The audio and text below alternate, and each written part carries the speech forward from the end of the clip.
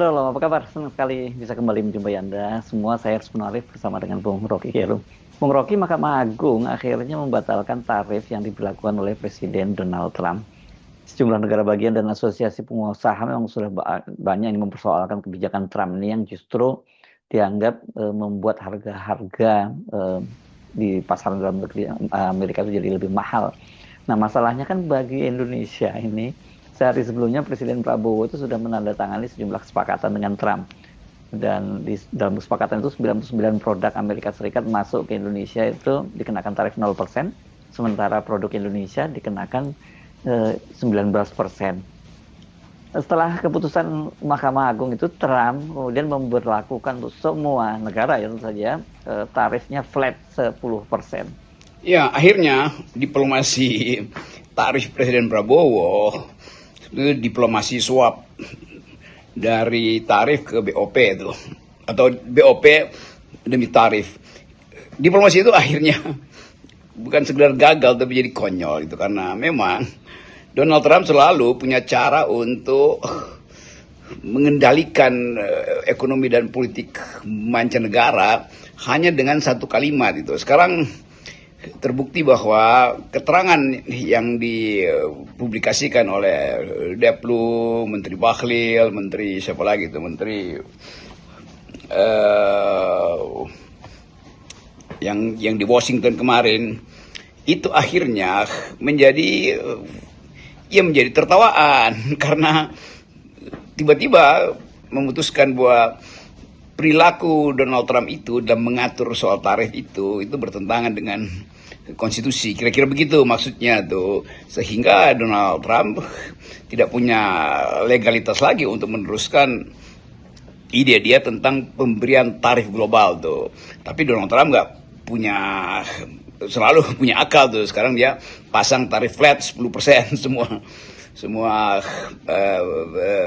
perjanjian internasional dia tuh. Tapi sekali lagi masalahnya adalah keinginan Trump untuk mengendalikan Indonesia itu didasarkan pada inceran dia terhadap komoditas strategis kita, terutama di bidang pertambangan tuh, yang memungkinkan dia memperoleh akses ke uranium, ke critical material, dan segala hal yang bisa kita bayangkan. Bahwa di kepala Trump itu Indonesia ini harus ditundukkan, tetapi akhirnya Donald Trump ditundukkan oleh sistem hukum Amerika sendiri. Terus sekarang kita nggak tahu apa nasib dari perjanjian yang sudah ditandatangani di Washington tanggal 19-20 Januari kemarin kan. Tapi sekali lagi ini menunjukkan betapa kemampuan kita untuk bahkan mengintip problem yang seharusnya bisa kita atasi dari awal, itu bahwa potensi Donald Trump itu dilecehkan. Itu kita tidak punya kapasitas untuk itu. Padahal mungkin dengan mudah kita tahu bahwa semua perjanjian internasional, apalagi yang menyangkut tarif dan pajak misalnya, itu harus ada keputusan, kira-kira begitu kan, aturan di DPR, di dalam konstitusi Amerika. Jadi bagaimana nasib kesepakatan Prabowo dan Trump ini? Selain itu, kesepakatan itu kan menunjukkan bahwa para diplomat dan intelijen kita juga lemah ya membaca peta politik domestik Amerika Serikat itu. Banyak yang menilai perjanjian Prabowo dengan Trump ini merugikan kepentingan Indonesia. Majelis Ulama Indonesia misalnya menyoroti aturan yang membebaskan produk-produk non-halal dari Amerika tanpa label masuk.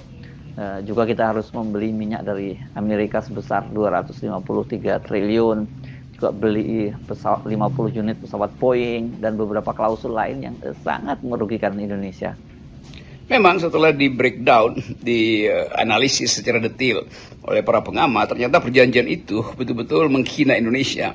Jadi seolah-olah Donald Trump suruh tanda tangan semua yang gue mau ya, termasuk loloskan produk kita masuk ke pasar Indonesia tanpa perlu ada label halal segala macam kan. Jadi itu contoh bagaimana keinginan Trump untuk memposisikan diri sebagai penguasa ekonomi global sambil menghalangi kita untuk berdagang dengan negeri-negeri yang lain. Jadi soal kebebasan perdagangan juga udah dikendalikan. Kita akhirnya nurut aja terhadap kelakuan brutal dari Donald Trump. Kenapa begitu? Ya karena kita butuh semacam persahabatan pura-pura dengan Donald Trump. Kan itu intinya kan. Tetapi publik melihat lebih jauh bahwa Indonesia akhirnya harus masuk di dalam semacam kepariahan itu, apa namanya, kita mau cari istilah bahwa kita jadi, kalau disebut kacung mungkin terlalu mencolok istilah itu, tapi memang itu yang terjadi.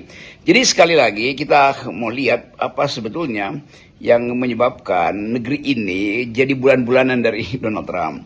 Dia janjikan 19%, tiba-tiba dibatalin oleh sistem hukum Amerika, lalu dia pergi pada 10%. Kita nggak tahu mau ngapain tuh setelah Trump revisi proposal dia untuk tarif global ini. Kita nggak tahu kita mau ngapain. Kan mestinya ada pikiran baru bahwa setelah Trump revisi tentu kita punya kesempatan untuk merevisi juga perjanjian itu kan. Kan begitu resiprokalnya tuh. Jadi sekali lagi ini jadi problem baru di dalam negeri karena kita sudah kadung nanda tangan itu, sementara tarif yang ditawarkan sebetulnya cuma 10%.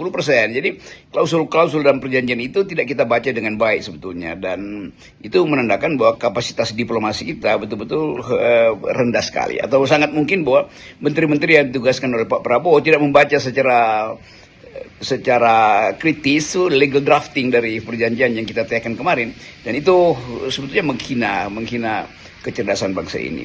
Sekali lagi ini jadi skandal sebetulnya karena apa yang sudah diputuskan akhirnya berubah hipotesanya, berubah pengandaiannya. Kan pengandaiannya pertama adalah Trump bisa menjamin walaupun secara sepihak perjanjian itu, ternyata Trump masih bisa dibatalkan oleh sistem hukum Amerika. Inilah konsekuensi dari kita tidak paham cara atau mekanisme politik sebetulnya di dalam konstitusi Amerika. Saya kira kan ini clear ya, Bung Rocky, bahwa perjanjian tarif 19% itu otomatis batal setelah Trump sendiri memberlakukan tarif 10%. Kan justru aneh kalau Indonesia masih tetap dikenakan tarif 19% karena itu melanggar peraturan Mahkamah Agung, dan juga itu semacam ketidakadilan, ketidakfairan, karena negara-negara lain akhirnya kan diberlakukan tarif yang 10%. Tapi tentu para negosiator dan diplomat kita yang mengerti dalam kasus semacam ini, semua perjanjian itu apakah bisa otomatis batal demi hukum atau harus melalui negosiasi lagi. Tapi sekali lagi itu menunjukkan bahwa iya, dalam soal begini diplomasi kita benar-benar sangat lemah. Ya betul Bung Hertu, kita sebetulnya masih punya satu, sebut aja semacam simpanan taktik, walaupun dengan mudah terbaca, bahwa kita bisa bilang bahwa oke, itu batal demi hukum, karena asumsi awalnya 19% itu dibatalkan oleh keputusan sistem hukum Amerika bahwa Donald Trump tidak berhak untuk mengatur perjanjian tarif itu tanpa izin dari parlemen. Kan itu intinya kan. Jadi sebetulnya kita juga bisa paralelkan bahwa kalau begitu parlemen Indonesia, DPR dalam hal ini, juga bisa membatalkan perjanjian itu kan. Kan harus ada semacam semangat untuk memanfaatkan justru celah hukum yang sudah disediakan oleh sistem hukum Amerika bahwa Trump tidak punya hak, oleh karena itu dengan sendirinya perjanjian dengan Trump batal kan. Kita bisa ajukan itu. DPR misalnya bisa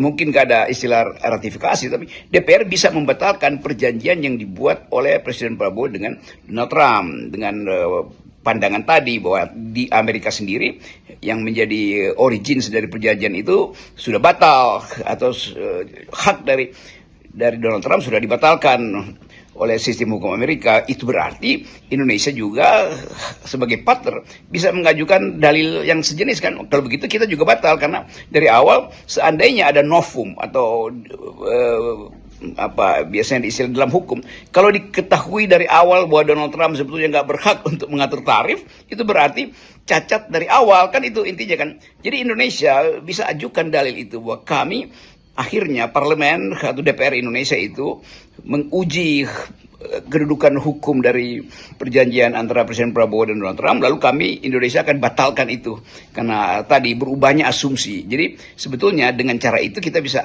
kembalikan sebetulnya kedaulatan rakyat, dan kita bisa ya sedikit menghibur diri lah bahwa ini blessing in disguise, bahwa pemerintah Amerika akhirnya dikendalikan oleh suara rakyat Amerika melalui Kongres. Jadi sebetulnya kita punya kesempatan untuk membatalkan perjanjian itu, dan harus cepat-cepat dilakukan sebab kelihatannya ada klausul yang mengatur tentang cara pembatalan dari perjanjian itu.